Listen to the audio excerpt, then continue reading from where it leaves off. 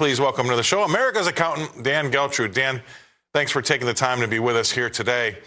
I guess you want to start off with what do you think the Fed's going to do? What happened over the weekend? I mean, like I said, there's a lot to unwrap there. The floor is yours. Have at it. Well, I'm going to start with I think that the Fed is still going to raise interest rates. Now, what that number is going to look like, quarter point, half a point, I'm not sure, but I would be very surprised if we're not going to see interest rates going up. But you know something? The Fed is really in a tough position here, and I'll tell you why.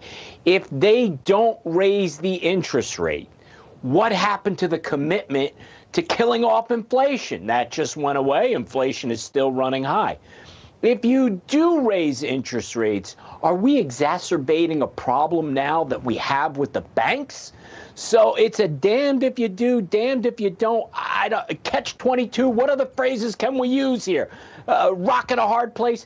Either way, this is a tough spot to be in because, as you alluded to before, we're dealing with psychology here. That fear of a contagion with the banks, that's very real and very dangerous. And at the same time, our government, what they're really good at is throwing money at problems. And as we know, just throwing money at a problem doesn't solve the problem. As a matter of fact, in this case, it could potentially make the problem worse. Yeah, because we still don't have inflation under control. Now, I know there are those that will argue on the other side of that coin saying that, hey, we've destroyed the economy. Inflation is definitely going to come in because there's not a lot going on out there. Just look at what's happening to crude oil. I think crude oil kind of tries to tell us that problem. But if you just take your foot off the gas and don't hike anymore and let things happen the way they are, you do run the risk of that. You know, it's very easy for inflation to come back very, very quickly. And I think that no one really addressed. I looked at a lot of those weekend shows today, Dan. Nobody, not one person addressed this problem that we got ourselves in the first place. They all looked at the Fed not raising rates when they should have. They all looked at the past administration and maybe some sort of regulation that they changed. But nobody said, hey, maybe we got a problem. We spend too much. Not one.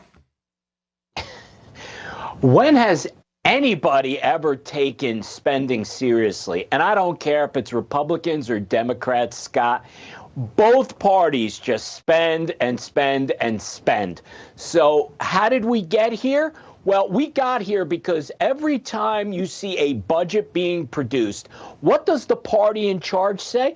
Oh, this is neutral to the deficit, or we're going to save all kinds of trillions. Really? How did we get to 31 trillion in debt when everyone is saving us all kinds of money? It doesn't happen. Now, let's drop a banking problem on top of all of this, Scott. And now we got real issues. Now, we may not be in 2008, but we still have issues related to the banks. And you have to scratch your head a little bit and say why. Banking is so heavily regulated, number one. You have internal auditors, external auditors. You have federal regulators, state regulators, everybody looking at these banks. And we still have banks there that can't gauge interest rate risk and can't mitigate that. So to me, that's where we have a real problem. Well, we don't have a ton of time, but I'm going to say it to you anyway. I just feel like this could play into some grand plan. I'm not a conspiracy guy. I don't have a tinfoil hat. But is there something down the road where they just want to have one American bank?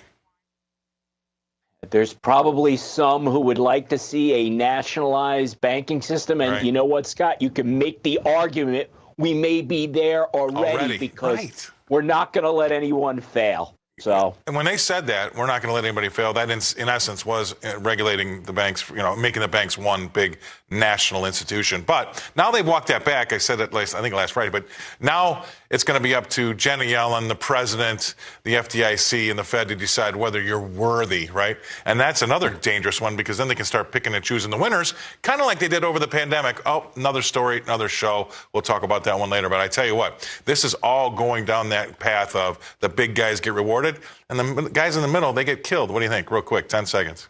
Absolutely. That's always the way of the game here. And we saw it in 2008. They picked winners and losers. Yep. History always repeats itself. Right. And if not, it sure does rhyme. Appreciate it. Thank you very much, Dan Geltrude, coming to us.